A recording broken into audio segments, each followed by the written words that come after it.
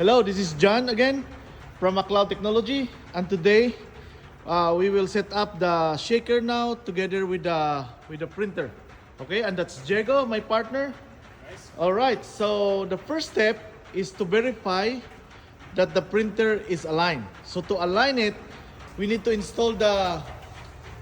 So to align it is like you have to make it like straight over here. Okay. Then number two, you have to install the reflector over here, okay, because there's a sensor over here that look into that, so that when the paper block it, he will pull it. Okay, so that's about 12 inches to the ground, and you put it to the lowest part here. Chico, put it there.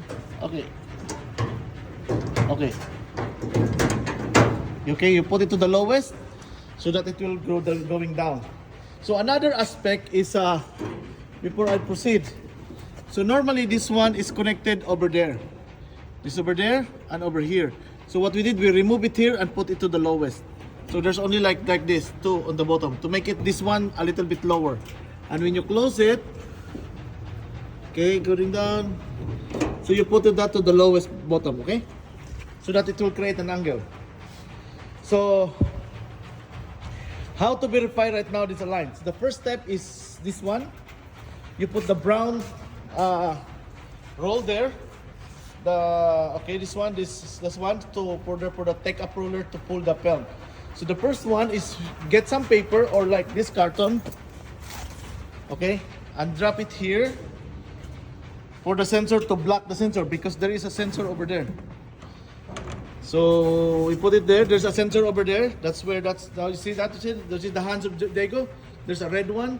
That's the sensor. So you put it there to block it, because the rule is inside sensor, okay, and outside sensor. So when Diego tried to block the sensor, block that one there, Diego. Okay, when you try to block it, Diego, steady. Block. You can see it's rolling. Unblock it, Diego. So it's stopping. It means you align the sensor over here, okay, over there. This one, okay, is aligned to the reflector, because they should see each other. From there to here, they should see each other. So when Diego tried to block it, Diego. Okay, it's rolling. All right.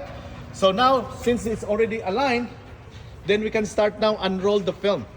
So we remove this paper, okay, or the carton, and roll down the film. And we will insert now the film to the shaker. So that's what you do. More, okay, and you will bring more. Okay, that's a little bit long wire. Okay, all right, stop. Put it inside. So you put it inside like that. Okay, you just go straight over there. Be careful with these things, because you may cut your hands. Okay, then you open this one by unlocking this one and this one.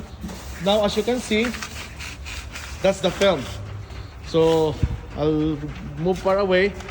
So that's the one, and put that white one there on the side, okay, and drop the film and get a tape. Okay, I'll get a tape. This is the tape, Diego. So the tape, you should not tape everywhere. You should only tape in the middle. Okay, so I'm showing it to you guys. So put it in the center and only tape on the center, so that the film can, move left and right when you create the tension. So over here, you make sure that, this film is on the center. Like you see here, it's too close, it's too far here. So move it on the center a little bit, okay? That one. Okay. Move it in the center, drop a little bit, okay? And stop. Okay. Now, Diego, can you put the Phillips screw there in the middle? So now we have to bring this down. Okay, bring it down there. Get the Phillips screw. for a weight.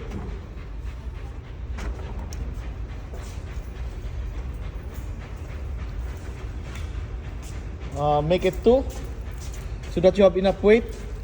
Okay, this one that will carry the weight. This Phillips screw is like a powder for now, because we try to simulate. Okay, you drop more film. Okay, stop.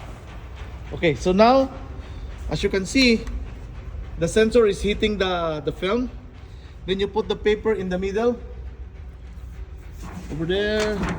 Okay, you try to push a little bit. Okay, because the cup here, there's a cup on the side so that the powder will not get out from the film. So it's over there. Now we will make this thing a little bit over here. Now the most important part here is you should touch this one here. It should touch there, but it's not touching. So you align again. You align this one again. Okay, drop a little bit. Drop a little bit of the paper. Okay, more, stop. Okay, now as you can see, it touches here, it touches there, it touches here, but it never touches there. So what you're gonna do is try to align the shaker that everything was touching. As you can move, as we move. Okay, now as you can see now, it's touching there, touching there, touching here, and touching here. Okay? Okay. So everything is in the center already. The film is in the center. So now we can close this one, Diego.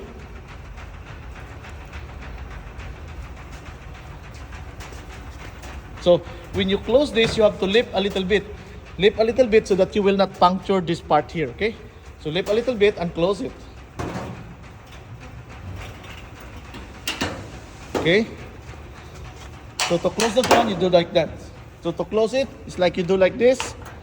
Okay? And move it away. Bolt it back and close it. That's how you do it, okay? Now, let's go back here.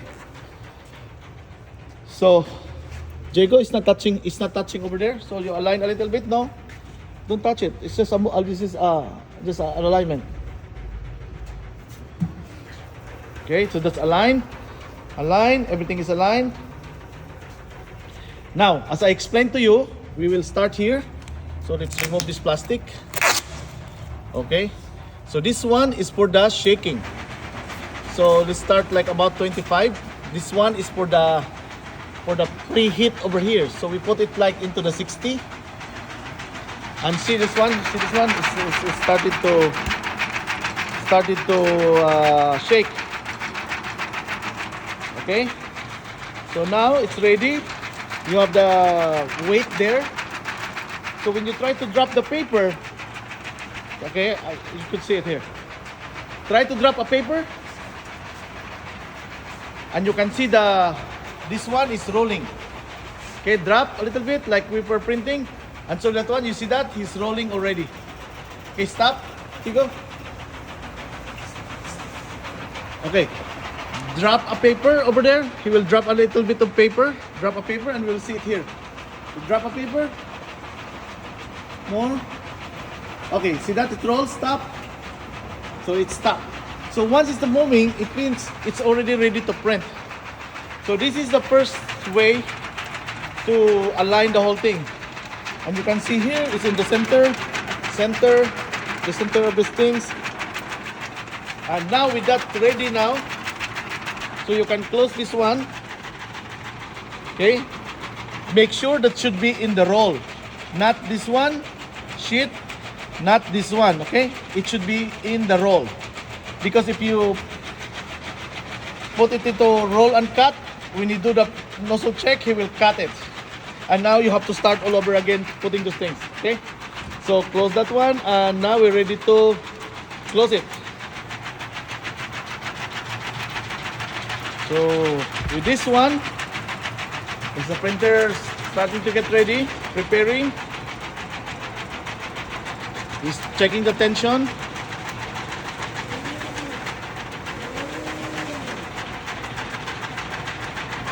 Okay. Wait a little bit, preparing, please wait.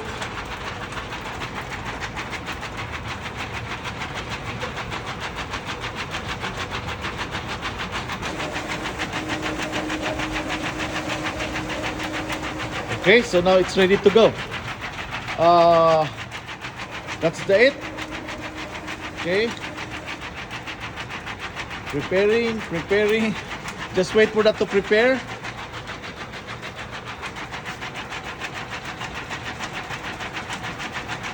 And once he finally detect it, so he said, okay, this is a detection. All you have to do is say yes. And now it's ready. So now it's ready to print. Okay. So this is the final setup. And the next thing, if the first print will start it to hit somewhere here, that's the time that you power on the heater. You put it here and you set it to, I think the set first is like 135. So the 26 is the, it depends to the melting temperature of your powder. But based on our powder, the McLaud Ultra powder, this is we set at 135. That's about 260, 250 degrees, I think. Then this one will go up and hit this 135. This one, as I explained to you, this one is for this one here. Okay, but we don't use it anymore. This one is for the extra heat. This one is for this one. Okay, and that's it. This is the simplest powdering machine that we developed that fit for this shaker. So this is the shaker. So I will show you some other shaker. This is our 17-inch shaker. This is a 110 shaker. So it's running like this. Okay, as you can see, this is our 17-inch shaker. This is the 24-inch compact shaker. And this is the old style shaker before, and we still make use of it. And if you can see here, you see the footprint. The footprint here is almost same with 17 with this machine. They're all in the same line. See that? But the older shaker takes a lot of another extra 2 feet away. So the 17-inch and the compact shaker is in the same status. So look at this, guys. All these things are ready to print. Okay? So I hope you like it. And if you are looking this at our YouTube channel, please subscribe and like us if you like this video. Thank you so much. Have a nice day.